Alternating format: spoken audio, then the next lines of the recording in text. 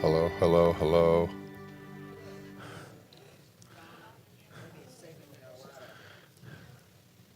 Is it working?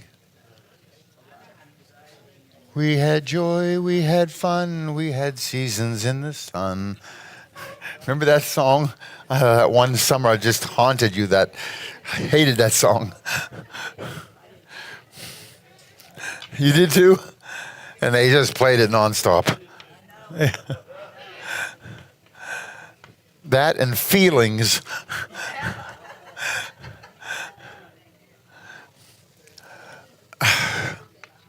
Did you guys get into my computer today for something? This is popping up all day. I don't know why. And I close it and it comes back up.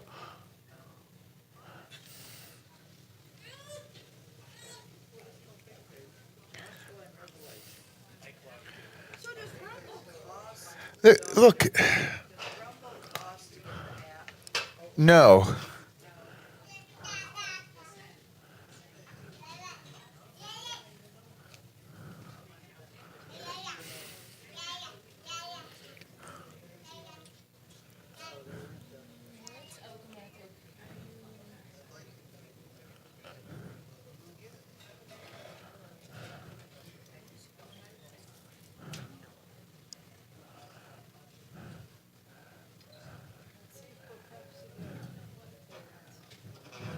So yesterday, Donna says to me before I'm leaving, "Is tomorrow night going to be your best talk?"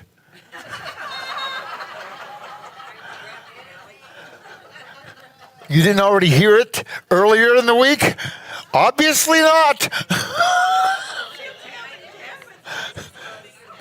Huh? That's, yeah.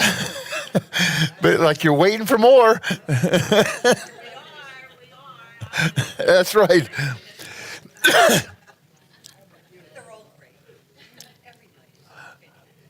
That's right.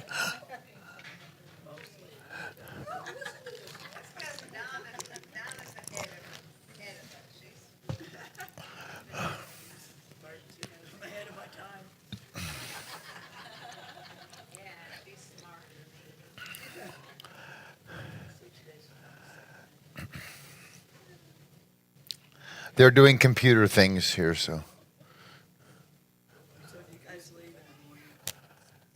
Yes.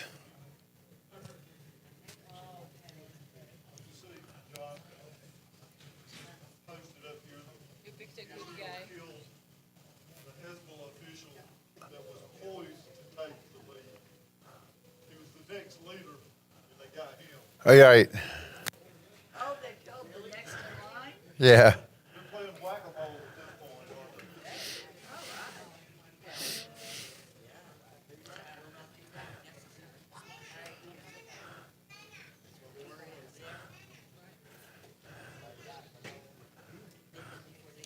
Do you make it big? I will.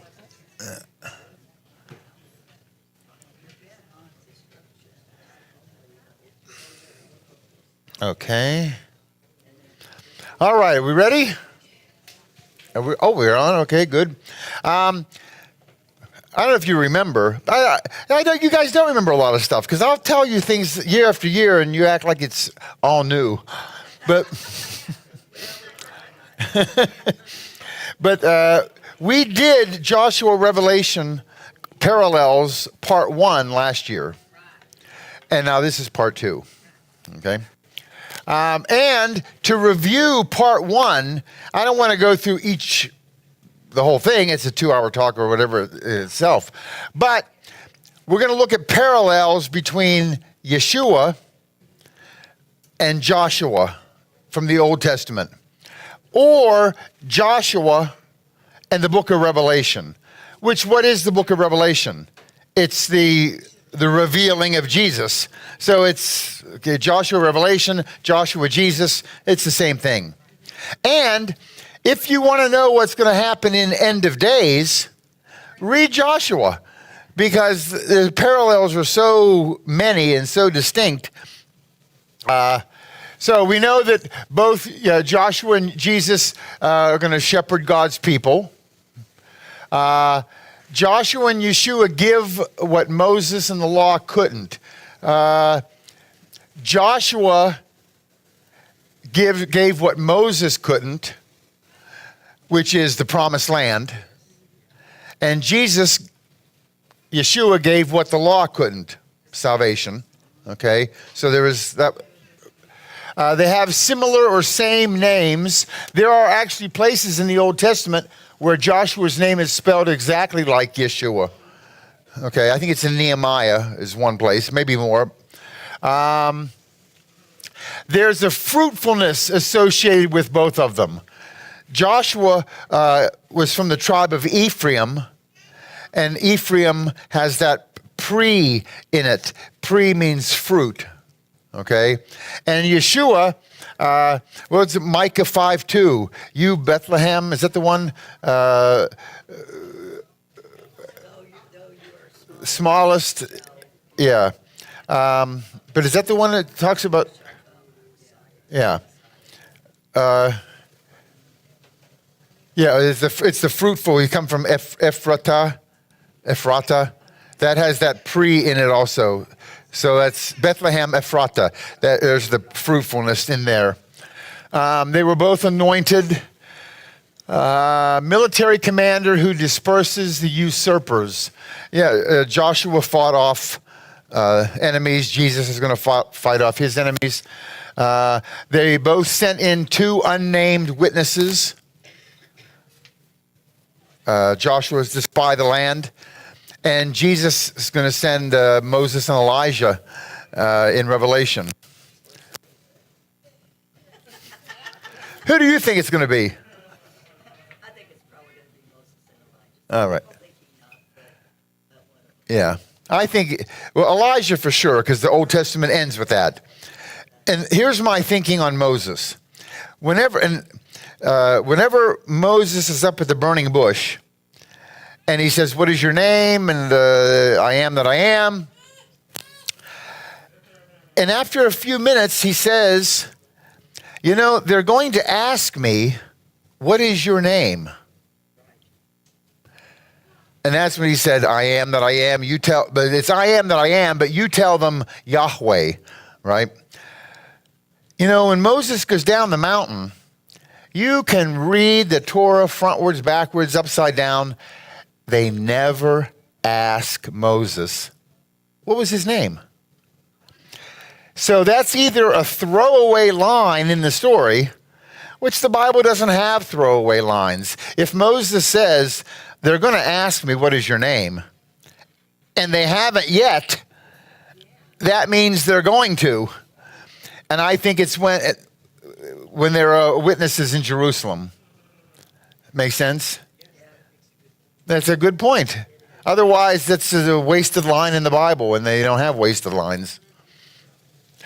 They bring salvation to sinners. How did Joshua bring salvation? Rahab. Okay.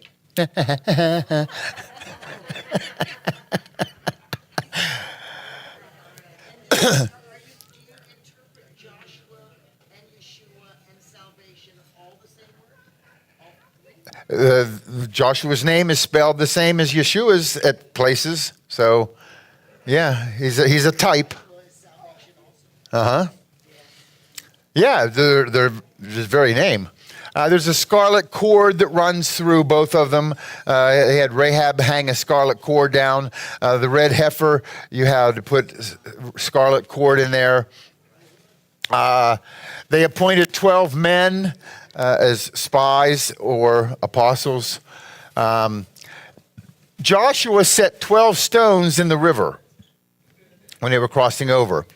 Yeshua is going to set a river in 12 stones. That's the end of the book of Revelation. There are going to be these 12 stones, and the river runs through it with trees on both sides. Okay? They both entered the land on Nisan 10, or Jesus into Jerusalem. Okay? They entered the land from east to west. You think about it, you know, the Jews were in Egypt, and they had to go around and then come in across the Jordan. Right? They were in the west. They had to go really east and then enter from east to west. And when Yeshua comes back, what's the verse say? As lightning goes from the east to the west, so shall, whatever, okay? Joshua meets Joshua. Joshua meets Jesus. Remember, he's the army captain of the Lord's army, and he tells him, take his shoes off?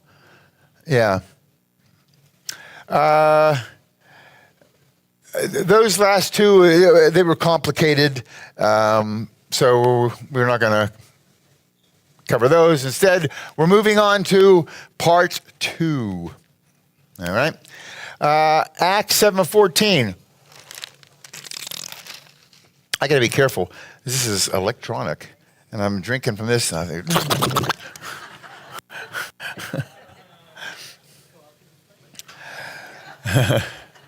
it's gonna be my big finish, just to impress Donna.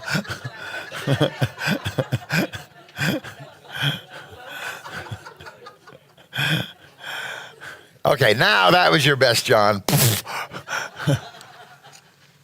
Okay, Acts 7:45, our fathers in turn received it, and they also brought it in with Joshua upon dispossessing the nations that God drove out from their father. Oh, the only point of this is, in the Greek, here's how they spell Joshua's name in the New Testament, because Joshua is mentioned in the New Testament, okay? And in the New Testament, the book of genealogy of Yeshua Christos, son of David, son of Abraham.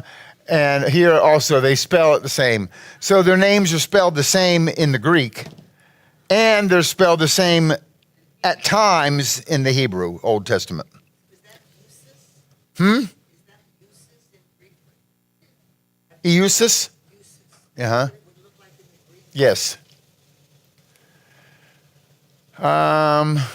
Okay, so they have the same Greek names, Joshua and Jesus.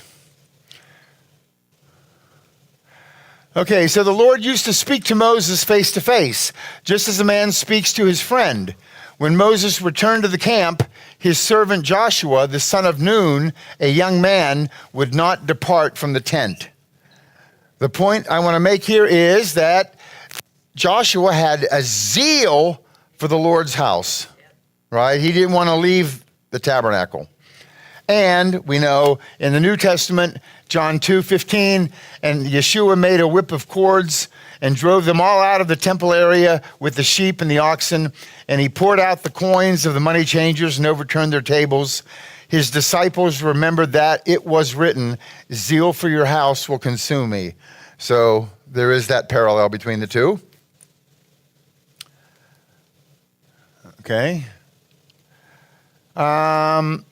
Numbers 13:8, from the tribe of Ephraim, Hosea, the son of Nun. Hosea is Joshua. Moses changed his name in a few verses or sometime in the Torah. But he's from the tribe of Ephraim, okay? And then this Ephratah is Micah 5:2. But as for you, Bethlehem Ephratah, that you can see the EPHRA, okay? And that's the root word there is pre for fruit. Okay, so there's a fruitfulness associated with both of them.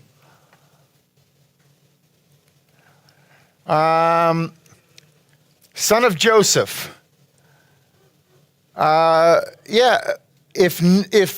If Joshua, Old Testament Joshua, if he was an Ephraimite, Ephraim was, remember Joseph, who was sold to Egypt, had two sons, Ephraim and Manasseh. So Joshua came through Ephraim, right? So he really is a son of Joseph, grandson, okay, or great-grandson, whatever. And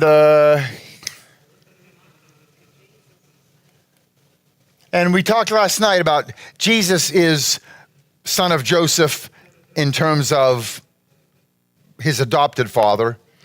And he's also the son of Joseph because the Jews are looking for two messiahs. Remember, Messiah ben Joseph, the one who's going to suffer, the suffering servant. And then there's the other one Messiah ben David, who's going to rule and reign. Okay. And then what the Jews have not considered, that it's one Messiah, two visits. They're looking for two different Messiahs, one who will suffer and one who will rule and reign. Make sense? First visit, suffering servant, priest, redeemer. Second, King of Kings, Lord of Lords. I will show you this. Remember these three gifts here? Look here. We have, in this here, he's a priest, right, on his first visit. Jesus is the priest, takes care of us. Here's the second visit. He's going to be king. But he's also a prophet, right? Prophet, priest, and king. Messiah has to be. And when Messiah was born, they brought gifts. And what gifts did they bring? They brought gold, frankincense, and myrrh. What do you bring a king? Gold. What would you bring a priest? Frankincense for the inside. And myrrh, why would you bring myrrh for a prophet? No. For burial. Myrrh is an anointing for when you embalm someone. And Yeshua prophesied his death, burial, and resurrection. So the myrrh is pointing to that. You'll notice, I think it's in Isaiah, or don't quote me, but I think it's Isaiah. When you get like to chapter 65 or 66, when everybody's happy living in Jerusalem and Jesus is ruling and reigning, people will be bringing him gifts. They're going to bring him gold and frankincense, but not myrrh, because he's no longer the prophet. He's now the King of Kings, and he's still our priest. But there's no more prophesying because we're coming into eternity and all that. Okay. So son of Joseph, both of them. All right, what's this? Numbers 14. So they said to one another, let us appoint a leader and return to Egypt. Then Moses and Aaron fell face down before the whole assembly of the congregation. Joshua, son of Nun, and Caleb, son of this guy, who were among those who had spied out the land, tore their clothes and said to the whole congregation, the land we passed through and explored is an exceedingly good land. Do not be afraid. But the whole congregation threatened to stone Joshua and Caleb. Then the glory of the Lord appeared to all the Israelites at the tent of meeting. Here, whole congregation threatened to stone Joshua and Caleb, but they were steadfast. So they were despised and rejected by men rather than appease a mob. Does that make sense? Okay. And in John 1:10, he, Yeshua, was in the world, and the world was made by him, and the world knew him not. He came into his own, and his own received him not. And there was a time that they were going to picking up stones to get Jesus, but he kind of disappeared. Okay, same. And it was prophesied, he was despised and rejected by men, a man of sorrows, acquainted with grief. All right, Isaiah 53:3. Okay. And it was told the king of Jericho, saying, behold, men have come here tonight from the children of Israel to search out the country. So the king of Jericho sent to Rahab, saying, bring out the men who have come to you, who have entered your house, for they have come to search out all the country. Remember they snuck into Jericho and met with Rahab, the harlot. So we have two spies threatened by the king. Correct? And in the New Testament, the two witnesses, when they finish their testimony, the beast that ascends out of the bottomless pit will make war against them, overcome them, and kill them. So you have two witnesses threatened by the beast, right? The beast being the Antichrist. All right. So we have two spies / two witnesses threatened by king / beast. Oh, yeah, lots of reading. Okay, Joshua 2. Then the woman took the two men and hid them. So she said, yes, the men came to me, but I did not know where they were from. And it happened as the gate was being shut, when it was dark, that the men went out. Where the men I went, I do not know. Pursue them quickly, for you may overtake them. But she had brought them up on the roof and hidden them with stalks of flax, which she had laid in order on the roof. Then she let down a rope through the window, for her house was on the city wall. She dwelt on the wall. She said to them, go to the mountain, lest pursuers meet you. Hide there 3 days until the pursuers have returned. Afterward, you may go your way. Point, she hid the 2 guys up on the roof. She hid them under flax. They kind of buried under flax, right? And then told them to go hide for 3 days.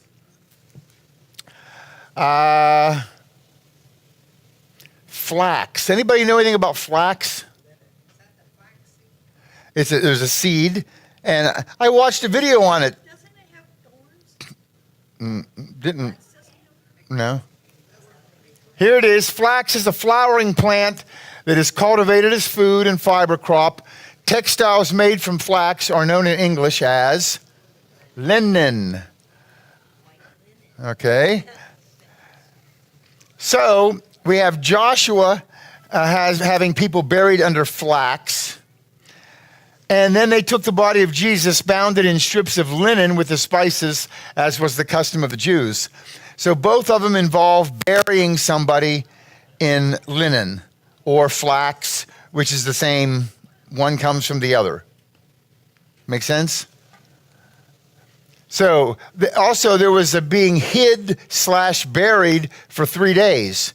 She said, go to the forest and hide for 3 days. Jesus was buried for 3 days. And it was under flax / linen. Okay. 2 checks. I was feeling pretty rich that day, giving out those checks. Okay. Here. Genesis 15. This is the promise way back with Abraham. On that day, the Lord made a covenant with Abram, saying, to your descendants I've given this land. Look at the boundaries here of the promised land. From the river in Egypt, that's the Nile, as far as the great river, the river Euphrates, that goes through Baghdad.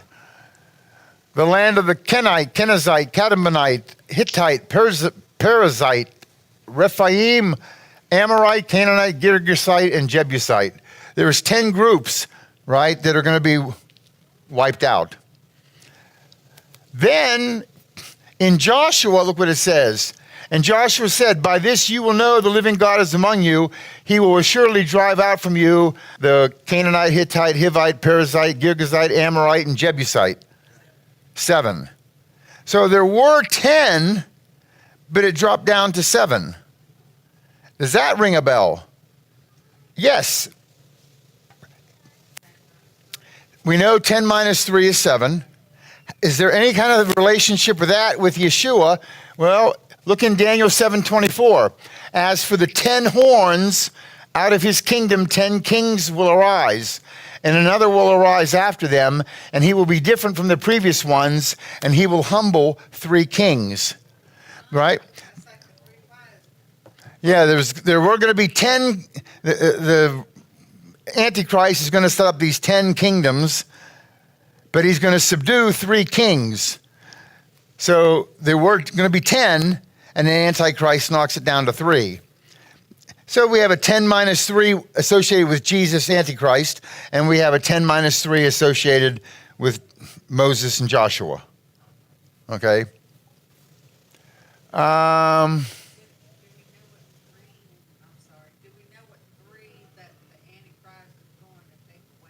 We don't even know who the 10 are. I mean, they're going to divide the world into 10 groups. So they defeat 10 kingdoms from an original 10, or they defeat 7 from an original 10. Both of those, both Joshua and Yeshua. Okay, then Joshua circumcised their sons, whom he raised up in their place, for they were uncircumcised because they had not been circumcised on the way. Remember, they wandered for 38 years, and that crowd died off. And now the whole new generation had not been circumcised, so they're now, so Joshua circumcised many.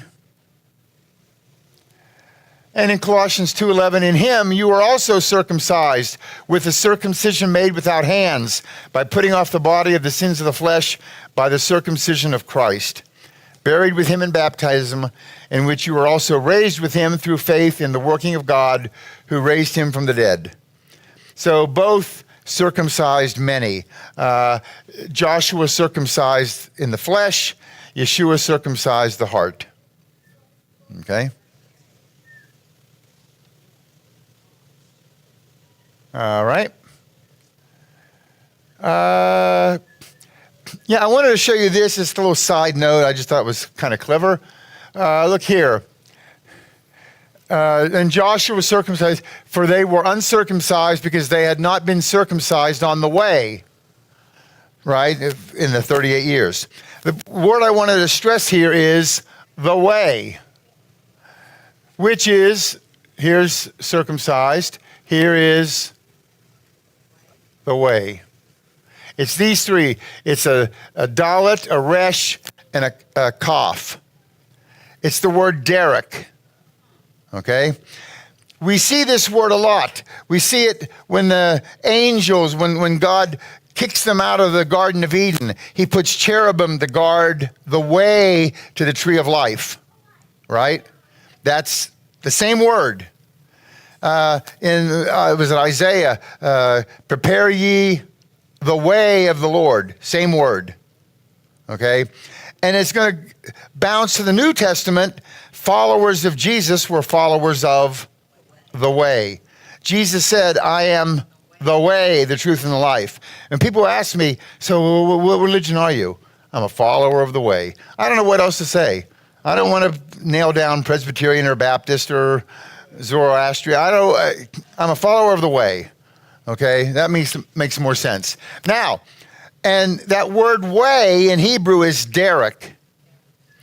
It's easy to remember because it's where we get the word direction. Which way? Which direction? It comes from there. Make sense? Okay, easy to remember.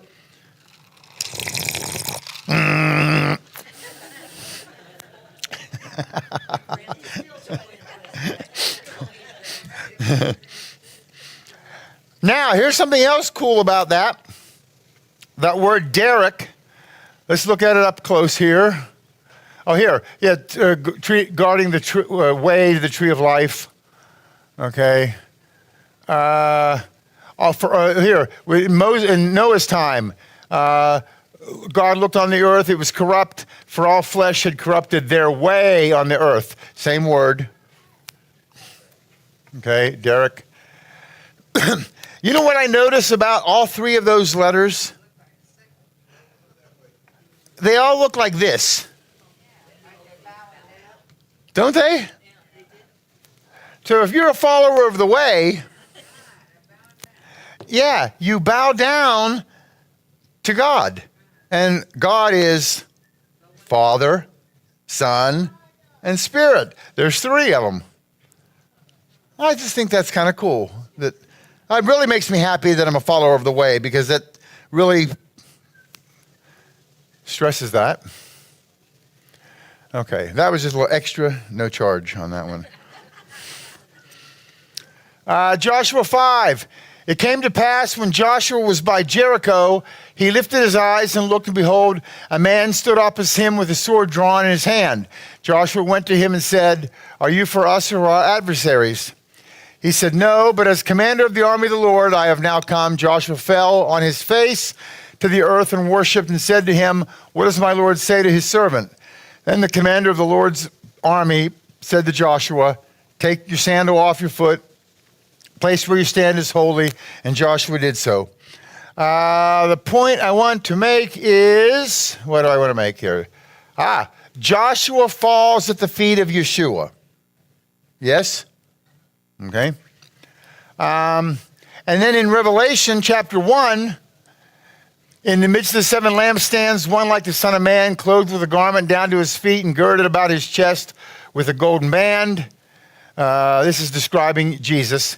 Head and hair white as wool, white as snow, eyes flame of fire, feet fine brass refined in a furnace, voice sound of many waters. When I saw him, I fell at his feet as dead. But he laid his right hand on me, saying, do not be afraid. I am the first and the last.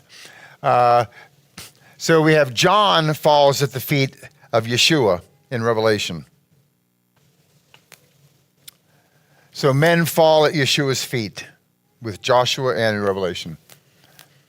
Deuteronomy 9:1. Hear, Israel, you are crossing the Jordan today to go in to dispossess nations greater and mightier than you, cities that are great and fortified to heaven. Okay. So in Deuteronomy, we have a city with walls to heaven. Is that what it said? Cities that are great and are fortified to heaven. So we have city walls that go to heaven, okay? And those are going to bar Israel's inheritance. But Israel's going to go in and conquer them, right? Okay. And then in Revelation, I heard another voice from heaven saying, come out of her, my people, so that you will not share in her sins or contact any of her plagues. For her sins are piled up to heaven, and God has remembered her iniquities. So in Revelation, we have sins piled up to heaven, and those will steal Israel's inheritance. Because they will not share in her. Come out, my people, so that you will not share in her sins. So we have city with walls or sins that go to heaven that either bar or steal Israel's inheritance. Joshua 10:1. Now it came to pass when Adonai-Zedek, king of Jerusalem, heard how Joshua had taken Ai and had utterly destroyed it, as he had done to Jericho and its king, so he had done to Ai and its king, and how the inhabitants of Gibeon had made peace with Israel and were among them. That they feared greatly because Gibeon was a great city, like one of the royal cities, and because it was greater than Ai, and all its men were mighty. Gibeon was a neighboring village, town, or whatever. And when the Jews arrived, the Jews conquered Jericho, and then they conquered Ai. And the Gibeonites, they put on old clothes and torn bags, and they came and said, oh, friends, we come from far away. Make a covenant with us of peace. And the Jews said, well, how do we know you're not just a local? No, we want a covenant with peace with you. So they agreed to give them a covenant of peace, and then they soon find out, you're next door neighbors. Let's go slay them all. And they said, no, we can't, because we made a covenant with peace with them. And you're going to see what the result was here in a minute. But what we have here is we have kings trembling in fear at the defeat of Jericho, right? This Adonai-Zedek, he heard how Ai was utterly destroyed, and he feared greatly, right? So you have kings fearing the defeat of Jericho. And in Revelation 18, the kings of the earth who committed fornication and lived luxuriously with her will weep and lament for her when they see the smoke of her burning, standing at a distance for fear of her torment, saying, alas, alas, the great city Babylon, that mighty city, for in 1 hour your judgment has come. So you have kings fearing in both. Okay. Joshua 2:6. And she brought them up on the roof and hid them with stalks of flax, which she had laid in order on the roof. And Joshua 2:18. Unless you come into the land, you bind this line of scarlet cord in the window through which you let us down. But they burned the city and all that was in it with fire. Only silver, gold, vessels of bronze and iron they put in the treasury of the house of the Lord. Okay, why do I even have this slide? I looked at it at least today. Oh, I know why. Look what Jericho has. Jericho has linen. That's flax, right? Jericho has scarlet. Jericho has silver and gold and bronze and iron. Got it? Now, let's go and look in Revelation 18. And the merchants of the earth will weep and mourn over her, for no one buys their merchandise anymore. Merchandise of gold and silver, precious stones and pearls, fine linen and purple, silk and scarlet, and every kind of citron wood, every kind of object of ivory, every kind of object of most precious wood, bronze, iron, and marble. So the two cities who are going to be destroyed have the same things in them. Okay? So they contain linen, scarlet, all these things. Okay, Joshua 9:7. The inhabitants of Gibeon also heard what Joshua had done to Jericho and Ai. But they on their part attacked craftily and went and took provisions for a journey, took worn out sacks on their donkeys and wineskins that were worn out, split open and patched, and worn out and patched sandals on their feet, worn out clothes on themselves, and all the bread of their provisions was dry and had become crumbled. And they went to Joshua at the camp at Gilgal and said to him and to the men of Israel, "We have come from a far country, make a covenant with us." Then the men of Israel said to the Hivites, "Perhaps you dwell among us, so how can we make a covenant with you?" I think we just explained this a minute ago. And it says, Joshua made a treaty of peace with them to let them live. And the leaders of the congregation swore an oath to them, these Gibeonites. So what it tells me is Joshua was a peacemaker. Yes. And look in Isaiah 9:6, it's a prophecy about the Messiah. Unto us a child is born, unto us a son is given. Government shall be upon his shoulder. His name shall be called Wonderful, Counselor, Mighty God, Everlasting Father, Sar Shalom, Prince of Peace. By the way, in that verse, his name shall be called Wonderful, comma, Counselor, comma. Although he is a wonderful counselor, that's not what the wonderful is. Wonderful is its own name, and counselor is a name. John 14:27, peace I leave you, my peace I give you, not as the world gives, do I give to you. Do not let your hearts be troubled nor fearful. So, peace, peacemaker. Yep. Then in Joshua 9, it says, 3 days after they had made the treaty with the Gibeonites, the Israelites learned that they were neighbors living among them. But the Israelites did not attack them because the leaders of the congregation had sworn an oath to them by the Lord, the God of Israel. And the whole congregation grumbled against the leaders. All the leaders answered, "We have sworn an oath to them by the Lord, the God of Israel, and we cannot touch them." Good. So we do know that there are peacemakers, both Joshua and Yeshua. Watch this. Then the men of Israel said to the Hivites, "Perhaps you dwell among us, so how can we make a covenant with you?" There it is in the Hebrew, that verse. And if I start right here at this letter bet, and I'm going to count every 2 letters. Okay, so skip 2. Skip that one, go to here. It's a resh. Skip that one, and I get a yod. Skip that one, and I get a tav. What does that spell? Brit. Bet, resh, yod, tav, brit. And what is a brit? So the verse is talking about making a covenant with these people, and the word covenant is there every second letter, okay? And by the way, remember I think earlier in the week we talked about one of the words for man is Adam, Giver, Enosh. The one I was stressing last week was Ish, all right? And Ish means man.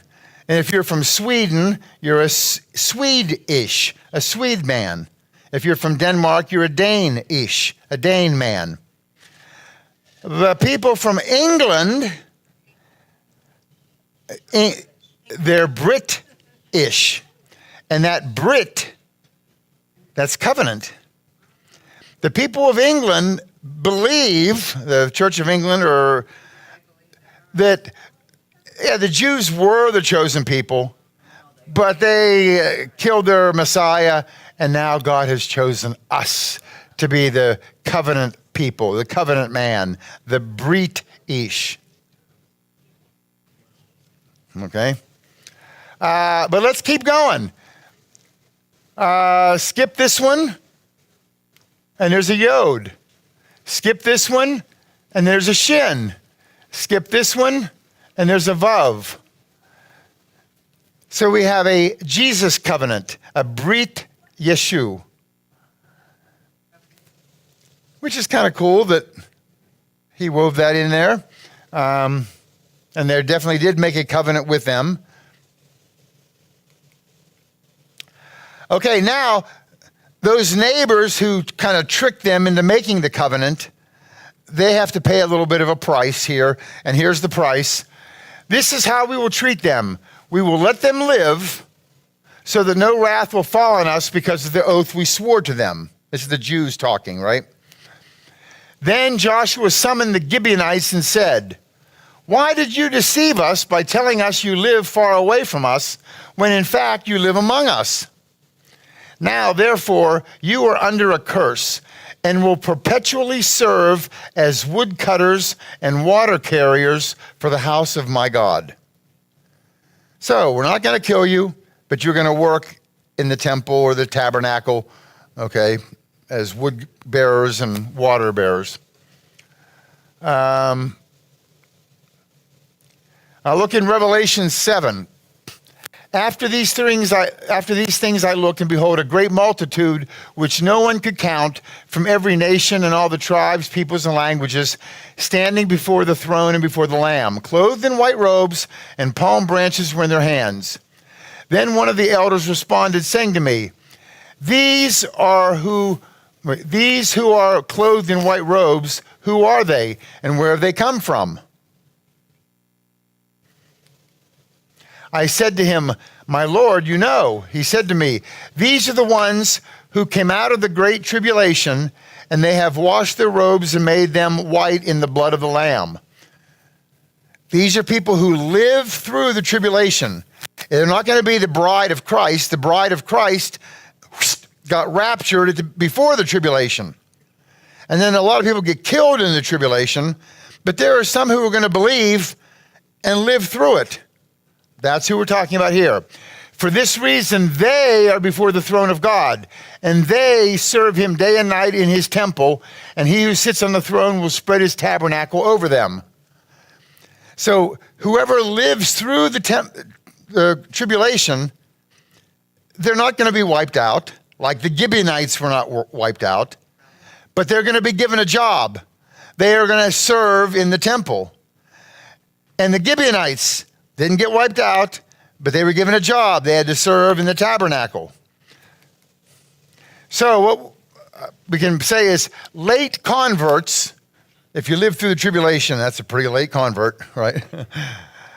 Serve in God's tabernacle or his temple, depending on whether it's Joshua's group or Revelation. That's like pre-resurrections in a way, because the first fruits, and then you've got the second, those that are dead rise.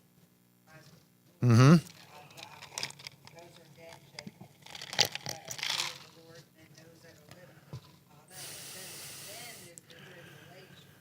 Those that are living through the tribulation. Mm-hmm. So like a third Yeah. resurrection. Okay, now it came to pass when Adonai-Zedek, king of Jerusalem, heard how Joshua had taken Ai. We already read this, right?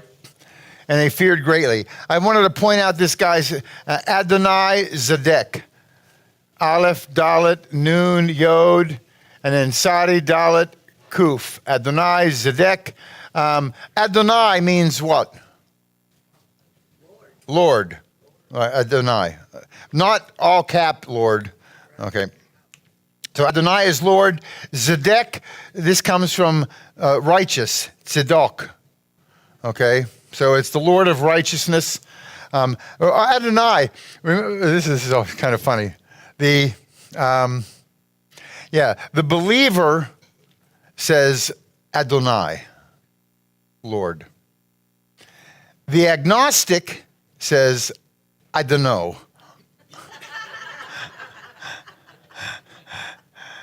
And the atheist says, I deny.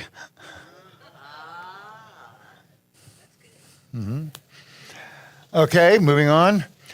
This Adonai Zadok, he's a bad guy, okay? Although his name sounds good, Lord of Righteousness, right? Sounds like it'd be a winner, but he's a bad one. And don't get him confused with Melchizedek. Melech is king, and then the Yod, and then there's the Zadok. Look, you can see the end parts are the same. King of righteousness, good. Lord of righteousness was a bad guy. All right. Therefore, Adonai, King Zadok, king of Jerusalem, sent to the king of Hebron, the king of Jarmuth, the king of Lachish, and the king of Eglon, saying, come up to me and help me that we may attack Gibeon, for it has made peace with Joshua and the children of Israel. So, Adonai Zedek gathered 4 other kings, and they want to attack Gibeon for making peace with Israel. And the Lord said to Joshua, do not fear, I have delivered them into your hand. Not a man of them shall stand before you. And it happened as they fled before Israel and were on the descent of Beth Horon, that the Lord cast down large hailstones from heaven on them, as far as Azekah, and they died. There were more who died from the hailstones than the children of Israel killed with the sword. So Joshua does defeat this Adonai Zedek. But another point I wanted to make, maybe it's coming up here. Oh, in Revelation 19, I saw heaven open, behold a white horse. He who sat on it was faithful and true. In righteousness he judges and wages war. Mouth comes a sharp sword. He will strike down the nations. He will rule with a rod of iron. He treads the winepress of fierce wrath of God the Almighty. On his robe and on his thigh he has a name written, King of Kings and Lord of Lords. I saw the beast and the king of the earth and their armies assembled to make war against him who sat on the horse and against his army. And the beast was seized, and with him the false prophet who performed signs in his presence, by which he deceived those who had received the mark of the beast and those who worshipped his image. These 2 were thrown alive into the lake of fire, which burns with brimstone. And the rest were killed with the sword which came from the mouth of him who sat on the horse, and all the birds were filled with their flesh. So we have Joshua defeats Adonai Zadok and his band, and Yeshua is going to defeat Antichrist. All right. And remember, Christos good, Antichristos bad. Melchizedek good, Adonai Zedek bad.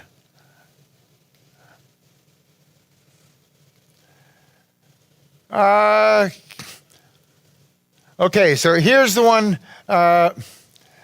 This guy, he wants to utterly destroy. Let's see. Heard how Joshua had taken and utterly destroyed it, and how he'd done to Jericho and the king, and how he had made peace. And they feared greatly because Gibeon was a great city, like one of the royal cities, and all its men were mighty. So he wants to get these other 4 kings come up to help me that we may attack Gibeon, for it has made peace with Joshua and the children of Israel. What's the point of this? The point is, make peace with Israel and face the consequences. Right? Because that's what's happened here. Come up and help me that we may attack Gibeon, for it has made peace with Joshua and Israel. So if you're going to make peace with Joshua and Israel, we're going to attack you. Right? Face the consequences. That is true today even. Here, this is back from 1979. Egypt and Israel sign a formal treaty ending a state of war after 30 years. Sadat and Begin praise Carter's role. Remember, in 1967, Egypt attacks Israel. Israel takes the whole Sinai from Egypt. They had actually, I think, at one point crossed over the Suez Canal. They were a couple hours from Cairo, and the UN like, oh no, Israel can't defeat Egypt. And but Israel took Sinai. And then later here, Israel wants peace with Egypt. Give us peace, Egypt, and we'll give you the Sinai back. Who gives the Sinai back? They gave it back to him. God bless them, and they made peace. But here they are. This is Anwar Sadat, the president of Egypt. Yeah, and he was there watching a military parade in Cairo, and armed insurgents came and shot him and killed him. What's the point? Make peace with Israel and face the consequences. Sadat assassinated at army parade.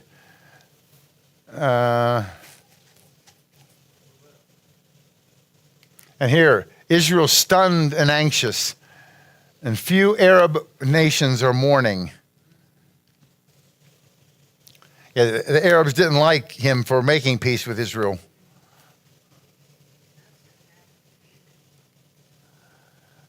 Okay, and then in Revelation 20, I saw on the thrones, and they sat on them, and judgment was committed to them.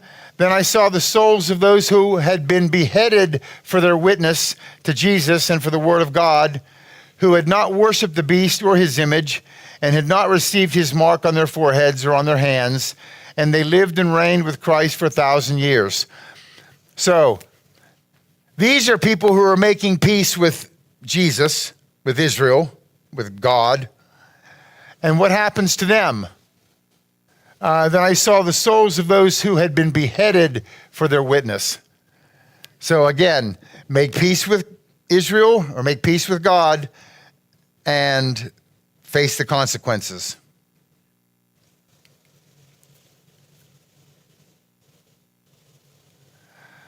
Okay. And it happened as they fled before Israel and were on the descent of Beth Horon that the Lord cast down large hailstones from heaven on them as far as Azekah, and they died. There were more who died from the hailstones than the children of Israel killed with the sword. So we have people being killed by hailstones in Joshua's time. Hailstones rained down. Revelation 16, and the seventh angel poured out his bowl into the air, and a loud voice came out of the temple of heaven from the throne, saying, "It is done." And great hail from heaven fell upon men, each hailstone weighing about a talent. I've heard a talent is like 100 pounds. That'd be, yeah. Men blasphemed God because of the plague of the hail, since the plague was exceedingly great. Okay? Mm-hmm. Yeah. So both of them have hailstones raining down. By the way, do you know what the punishment for blaspheming is in the Old Testament? Stoning. So it's not men blaspheme God. So they're blaspheming him and he's stoning them. It's all there. The rules are there. Whoever blasphemes the name of the Lord shall surely be put to death. All the congregation shall certainly stone him, the stranger as well as him who is born in the land. When he blasphemes the name of the Lord, he shall be put to death. All right? So we're seeing that here. Hailstones rain down. Okay. On that day, the Lord Yahweh gave the Amorites over to the Israelites. Joshua spoke to the Lord in the presence of Israel. O sun, stand still over Gibeon. O moon, over the valley of Ayalon. Yeah, here he's asking God to stop the sun and moon so they have more time to fight the battle. Okay. This Ayalon, by the way, it means a deer or a stag. Okay. Unrelated to the lesson, but just so you know what that means. Joshua 10:13. So the sun stood still and the moon stopped until the nations took vengeance upon its enemies. Is it not written in the book of Jasher? So the sun stopped in the middle of the sky and delayed going down about a full day. So manipulated heavenly bodies happened in Joshua. And in Revelation 8, and the fourth angel sounded, and a third part of the sun was smitten, and a third part of the moon, and the third part of the stars. So as the third part of them were darkened on the day, and the day shone not for a third part of it, and the night likewise. So we again have manipulated heavenly bodies in Joshua and in Revelation.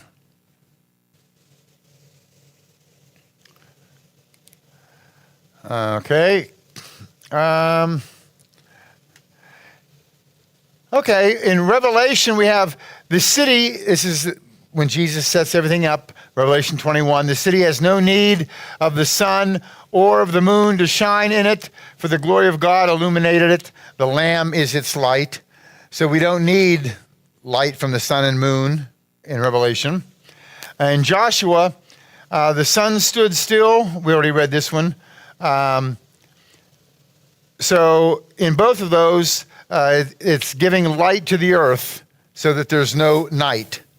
Because here, his sun standing still, there's no light, no night, right? It went for almost a day. So both of them was given light, and there's no night. Gives light to the earth, so there is no night. Correct. Okay, Joshua 10:16. Now these 5 kings had fled and hid themselves in the cave at Makkedah. This Makkedah is not Machpelah. They're very similar. Machpelah is where Abraham buried Sarah, and then I think Isaac and Rebekah are buried there. And didn't they bring Jacob back there? Yeah. So, don't get these two mixed up. All right. But the point is that we have kings hiding in caves in Joshua. In Revelation 6, then the kings of the earth and the eminent people and the commanders and the wealthy and the strong and every slave and free person hid themselves in caves and among the rocks in the mountains. So that happens in Revelation.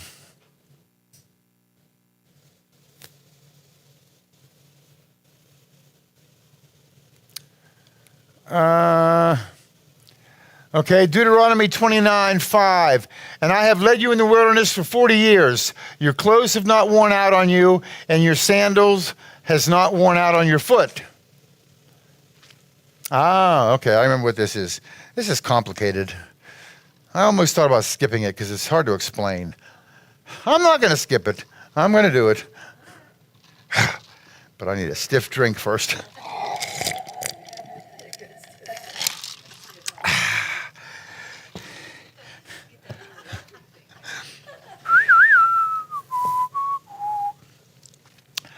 Okay. I have led you in the wilderness 40 years. So from the Exodus until they entered the promised land, 40 years. We happy with that? Okay, here it comes. Now, Deuteronomy 2:14. The time we spent traveling from Kadesh Barnea until we crossed over the brook of Zered was 38 years. Until that entire generation of fighting men had perished from our camp, as the Lord had sworn to them. So here's the Exodus. Here's where they sent in the spies, and they got a bad report, and then they had to wander for 38 years. Does that make sense? So that's going to tell me something right here. That's got to be 2 years. Okay. All right. Next. So this is much later now. They've already entered the land. And it says, so the Israelites did as the Lord commanded Moses, and they divided the land. So out here someplace, they divided the land.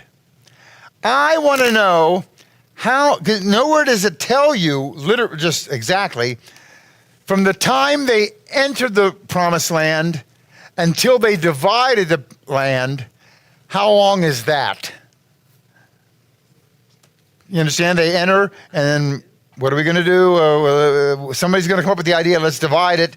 How long until they come up with that plan? But Reuben and half the, Reuben and Benjamin and half the tribe of Manasseh that stayed on the other side, They did, but they still got their land. they got their land, but it wasn't long before they were called to war. Yes, they had to, So it doesn't say how long, but it wasn't long. well, I figured it out how long. And that's what we're going to show you. It's a roundabout through the back door, but it works. Okay, here's how I figured it. Okay, we're looking for that. Joshua 14:7. This is I was 40 years old when Moses, the servant of the Lord, sent me from Kadesh Barnea to spy out the land, and I brought back to him an honest report. So Caleb was 40 right here. Not here, here. He's 40. Then, now, behold, as the Lord promised, he has kept me alive these 45 years since he spoke his word to Moses while Israel wandered in the wilderness. So here I am today at 85 years old. And that's 1410. We know that's 45 from here to here. And in 2 verses earlier, or 5 verses earlier, so the Israelites did as the Lord commanded, and they divided the land. So they divided the land here when Caleb was 85. Understand? Yeah. So now we can calculate how much is hit this. Well, we know this right here, 45. This is 38. So we take 45 minus 38. 7. I told you, I think the first time I was here 10 years ago, if I ever start a sentence or question with how many, just say 7, because you're probably going to be right. Don't have to go through all that math. It's 7. Does that make sense? So you think they were at war to cleanse the land for 7 years? Yes. They divided it. Yeah.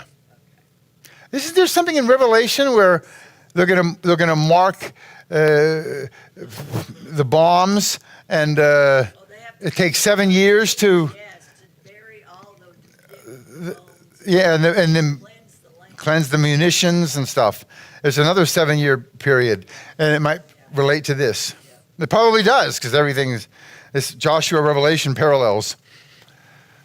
Okay, so it takes 7 years to conquer the promised land.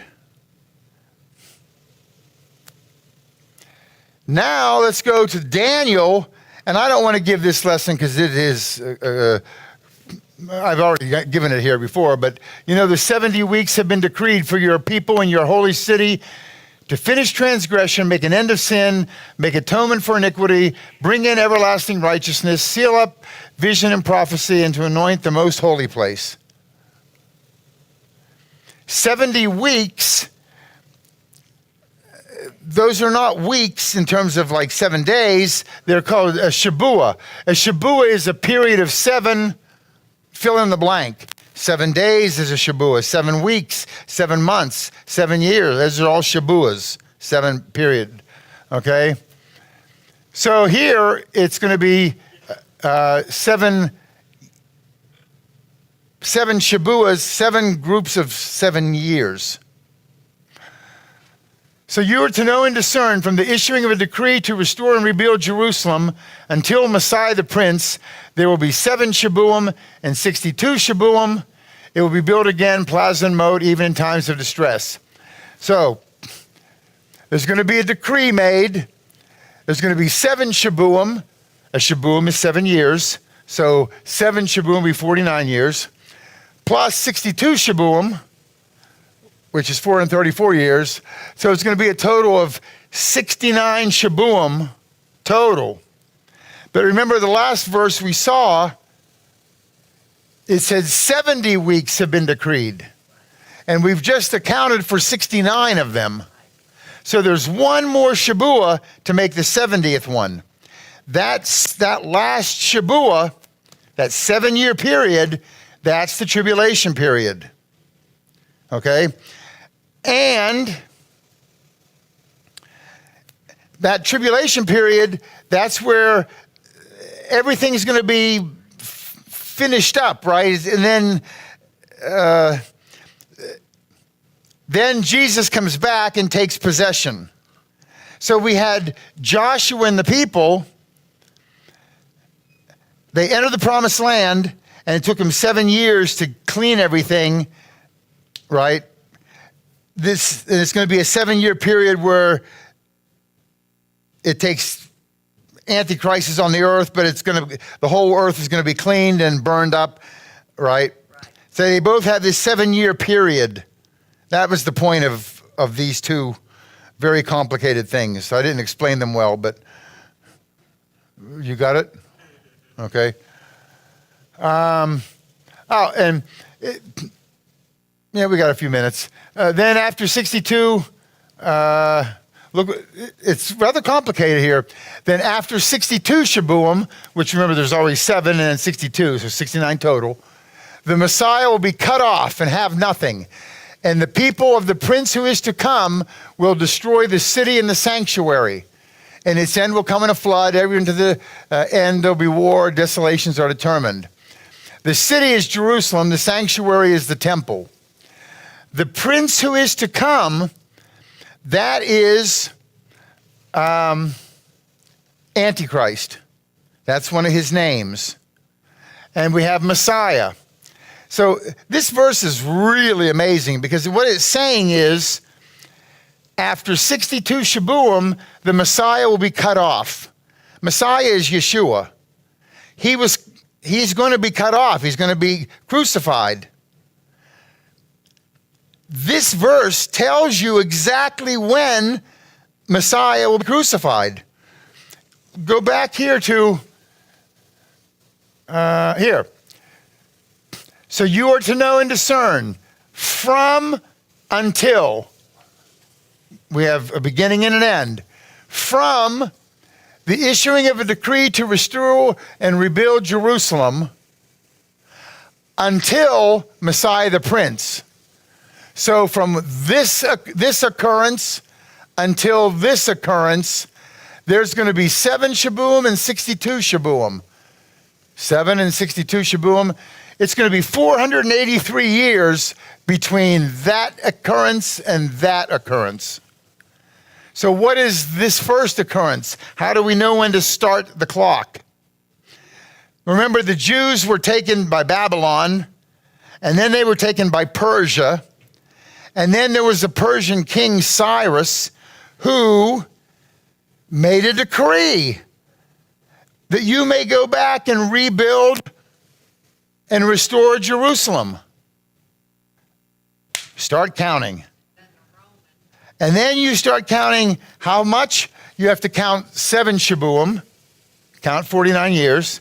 Then you have to count 62 Shabuim, 434 years, which is a total of 483 years.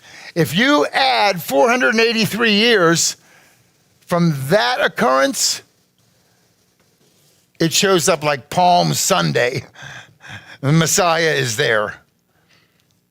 This is how the Magi knew, hey, look at this prophecy that Daniel wrote. It's time for this Messiah. That's why they started following a star and going to Jerusalem, because they knew Daniel's prophecy. Does that make sense?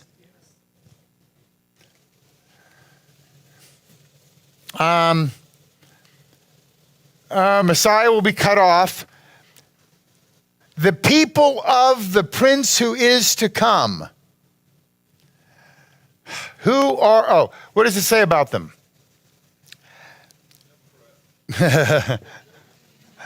You're in the wrong rally. You need to go to that rally. Cackle, cackle, cackle, cackle, cackle.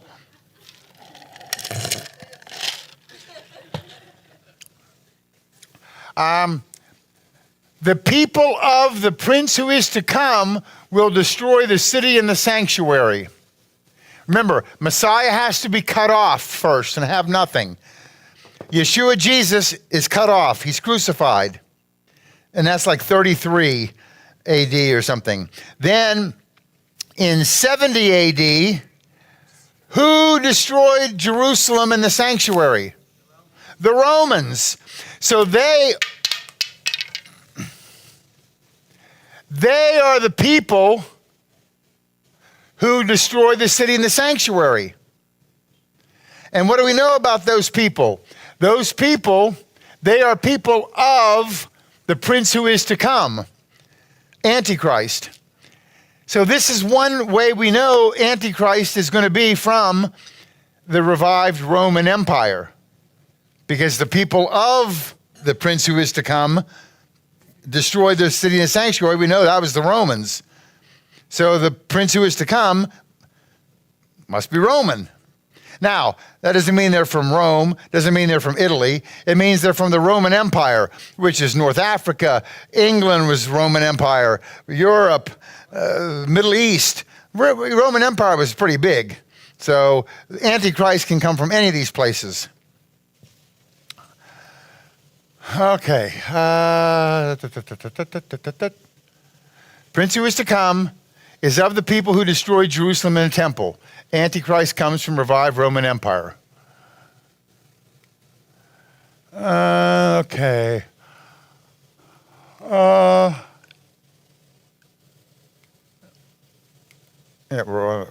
That's all saying the same thing here. So, dispossesses the land / earth after a 7-year period. Right? Joshua, 7 years until they got rid of all and then divided the land. Okay. What's this? Okay, here's a good one. Joshua 24. Now therefore, fear the Lord and serve him in sincerity and truth. Cast aside the gods your fathers served beyond the Euphrates and in Egypt, and serve the Lord. But if it is unpleasing in your sight to serve the Lord, then choose for yourself this day whom you will serve, whether the gods your fathers served beyond the Euphrates, or the gods of the Amorites in whose land you are living. As for me and my house, we will serve the Lord. This is Joshua speaking, okay? And the point I want to make is, the first point he was a servant. Look, it says, as for me and my house, we will serve the Lord. Joshua's a servant. Isaiah 53, Messiah was the suffering servant. But even if you don't take that verse, or that's not even a verse, that's just what Isaiah 53 talks about. But look at Mark 10. For even the Son of Man did not come to be served, but to serve, and to give his life as a ransom for many. So both of them are servants, right? Good.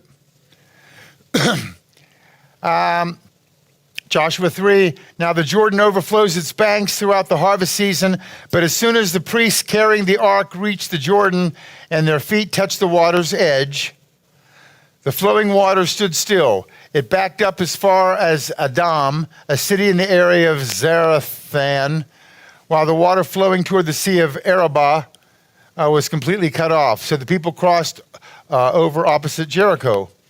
The priests carrying the Ark of the Covenant of the Lord stood firm on dry ground in the middle of the Jordan, while all Israel crossed over on dry ground until the entire nation crossed the Jordan. Okay. Why did I read all this? And the priest carrying the Ark of the Covenant stood firm. We already read that. Well, I guess it's just that Joshua, he leads the people to the promised land. Okay. John 14:2, Jesus says, in my Father's house are many mansions. If it were not so, I would have told you. I go to prepare a place. Jesus is leading us to the promised land.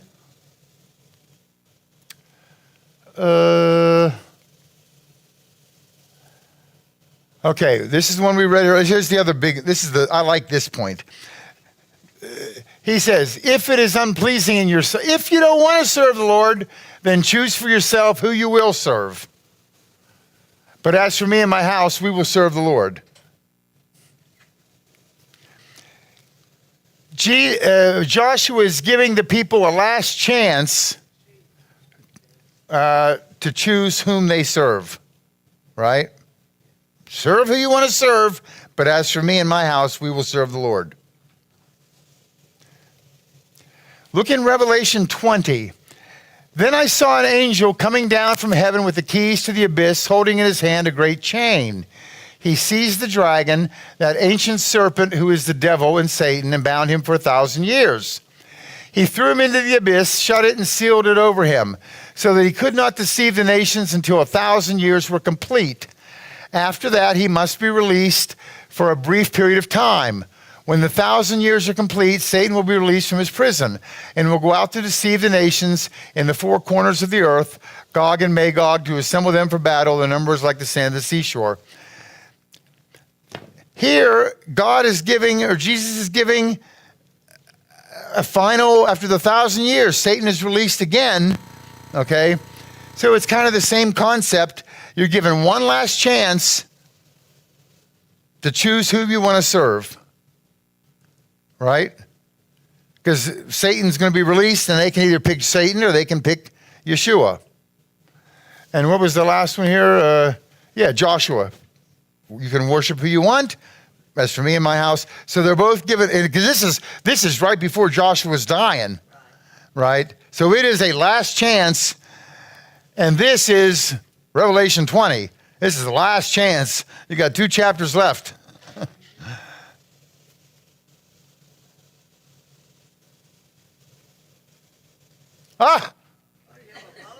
We have a bonus. All right, let's have a.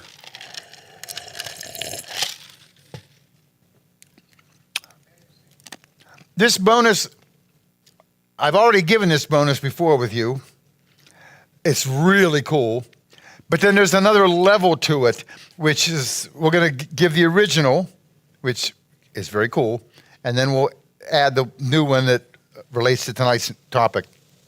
The Lord was angry with me on your account. He said, not even you shall enter the land. Joshua, son of Nun, who stands before you, will enter it. Encourage him, for he will enable Israel to inherit the land. Remember, he's talking to Moses here. Moses doesn't get to enter the land. Why? He struck the rock twice. Yep. And here it is. Numbers 20, then Moses lifted up his hand and struck the rock with his rod twice, and water came forth abundantly, and the congregation and their beasts drank. Remember, there were 2 of these occurrences. The first time they needed water, God said, gather all the people together, and then strike the rock, and water came forth, and all went well. Now it's years later, they need water, and God tells Moses, gather all the people and speak to the rock. But Moses, he's angry at the people because they're very troublesome. So he's angry with the people, and he gathers them all together, and instead of speaking to the rock, which he's supposed to do this time, he strikes it twice. I could see him being angry and striking it once and going, sorry. Right? And I think God would have forgiven him. But when you strike it twice, that's intentional. Right? He could have just made a mistake on the first one. He thought he was in control. So that word for rock is Selah. Okay, rock in this case. And here I have a rock. And I don't have this whole talk here. Do I have it here? No. Okay. No. Okay. This is a Samek Lamed Ayin. How do you spell Samek? Samek is Samek Mem Kaf. You understand what I'm done? There's the Samek, and I spelled Samek.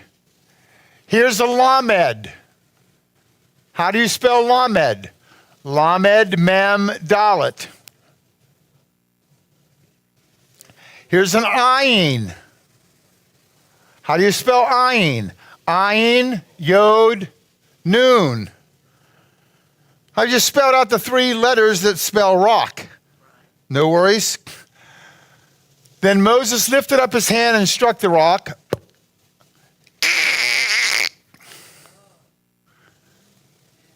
Twice.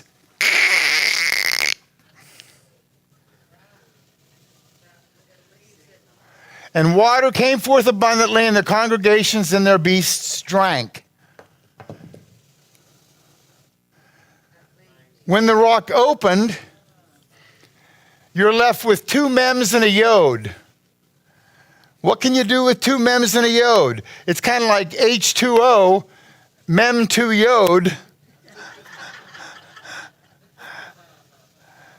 And let's put those 2 mems and put a yod in between, and you get Mayim, water. Isn't that the cleverest? Okay. So how is that related to today's talk? One, it's just darn cool, right? That God puts that in there.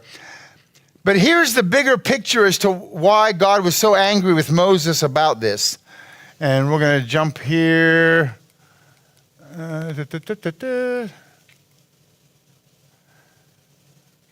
Okay.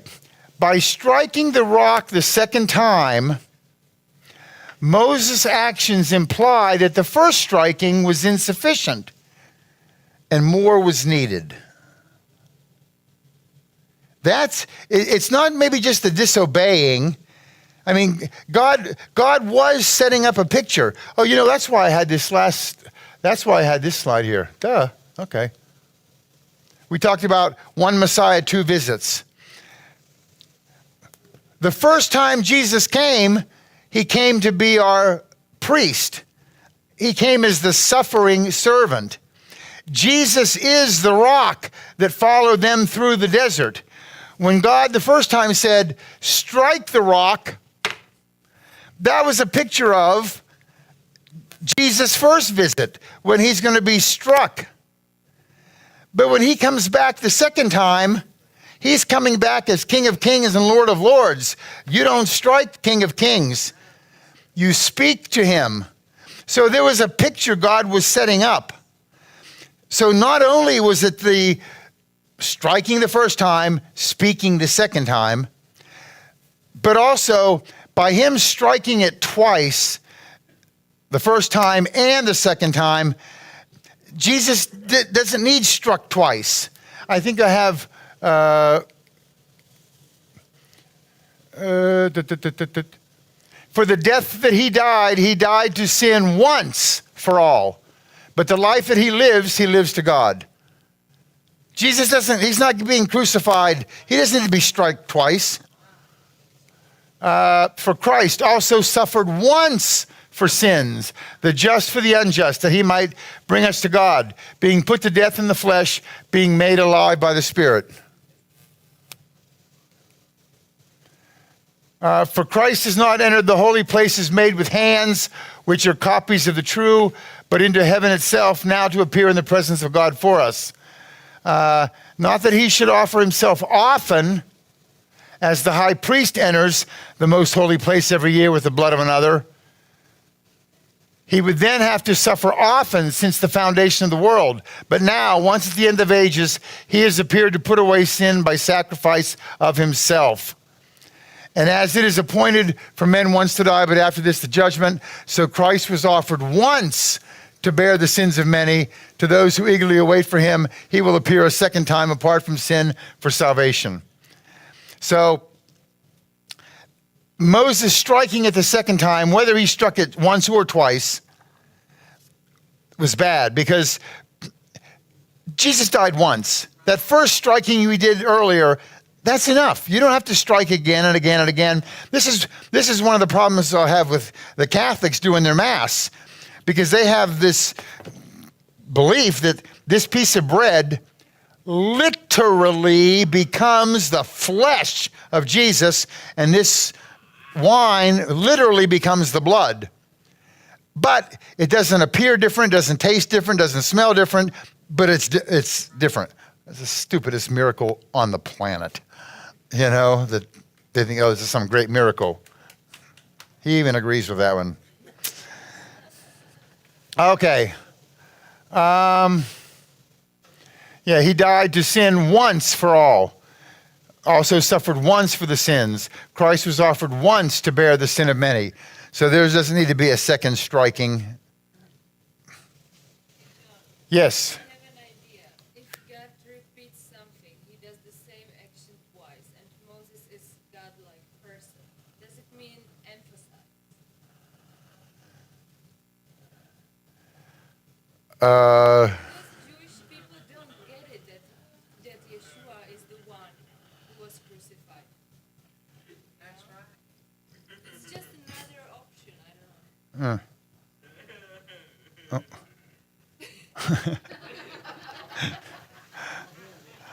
Okay.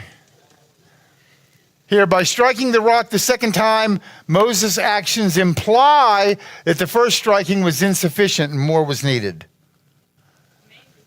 Moses' disobedience was dealt with harshly, no promised land. Those who attempt to add to the finished work of Christ by adding self-righteous acts will be exiled from God's grace. Well, right. And he listened to God perfectly all the rest of the time. Yeah. This was the way, it wasn't like he didn't know, like he didn't hear correctly. And I think that's, yeah. Okay. Wait, you didn't, your conclusion, you skipped over. There, right there. That was just some notes that I don't think it's anything. What does it say? Don't overestimate your righteousness. Don't underestimate God's holiness. Moses equals the law. The law doesn't get you to the promised land. Moses didn't get them to the promised land. Right. Right? Okay. All right. Point, actually. Yeah. Because the law was given to Moses, but it wasn't the law that took them into. And remember, it was Joshua, Yeshua, salvation. And remember when Moses did come down from with the tablets and they're worshiping the golden calf, remember he took the tablets and smashed them. Right. And then he told, hey, you good guys, go kill those bad guys. And they killed 3,000, died that day. So the day that the law was given, 3,000 died. Then you go to Acts chapter 2, Pentecost, Peter preaches, 3,000 are saved. The giving of the Spirit, 3,000 live and are saved. It's a huge point. The giving of the law, 3,000 died. The law brings death. The giving of the Spirit, 3,000 are saved and live. The Spirit brings, and there's no one verse that connects those two concepts. You have to know that story, the 3,000 died at the giving of the law, and you have to know Acts chapter 2, the 3,000 were saved at the giving of the Spirit, and then you, oh wow, the law brings death, the Spirit brings life. It's 3,000 on both of them. Very clever. Point God.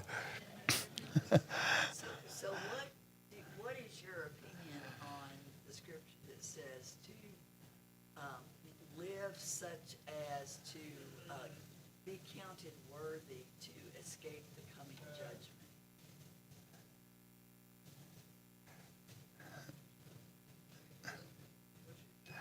All questions must be submitted in writing 2 weeks prior. Just an opinion, I'm just saying. You know, we've got people that are throw out the law. Other people that are, the law is everything, you have to do the law. There are scriptures, I mean, and even Revelations, it says, those who keep, who keep the testimonies of Christ. Yeah. So there, you know, there are, Revelation 13 says, those that keep the commandments and the that, faith. yes, that's it. Thank you, Tammy. So, anyway, I'm just asking. Yeah. I don't know. So, anyway, that winds up tonight's talk. I hope you enjoyed that. I don't know if it was it? That was a lot of research, a lot. Oh. A lot of research. Okay. Let's have a prayer. Dear Heavenly Father, awesome God, thank you so much for all this you hide in your book, and it's hidden right there in plain sight for us to find. And what does it say? That it is the glory of God to conceal a matter, and it is the honor of kings to seek it out. And we just thank you for letting us do that this week and in our lives. We ask that you bring us back safely next year. And thank you for this wonderful Sukkot we've had. Happy birthday, Yeshua. And we also ask that, as you ask us to ask, that there will be peace in Jerusalem. And we ask all this in Yeshua, the birthday boy's name. In Jesus' name, amen. Thank you again for having me. And we will see you next year, if invited. He did say, We're not raptured up. if we're not raptured. He said, I don't need an invitation. I can pop in any time. I need a key to the place. Give me a key. Good. No, thanks. You don't like us that much.